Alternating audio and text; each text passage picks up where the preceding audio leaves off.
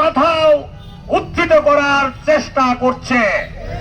আমরা পরিষ্কার বলতে চাই, বাংলাদেশের জমিনে আওয়ামী লীগের রাজনীতি আর চলবে না, দেশবাসী চলতে দিবে না।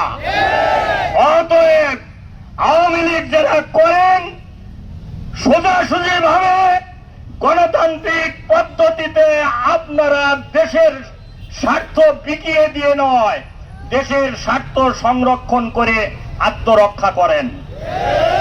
আর তা যদি না পারেন, দেশের জনগণ গত 5ই আগস্টে আপনার নেত্রীকে যেভাবে বিদায় দিয়েছে, আপনাদেরকেও সেভাবে বিদায় দিবে দেশের জনগণ।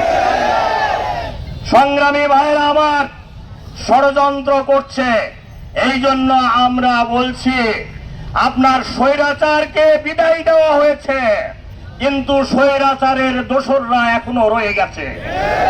আমরা আরেকটা যুদ্ধ করতে চাই, তা হচ্ছে দুর্নীতির বিরুদ্ধে, চাঁদাবাজের বিরুদ্ধে আরেকটা লড়াই করতে হবে আমাদের।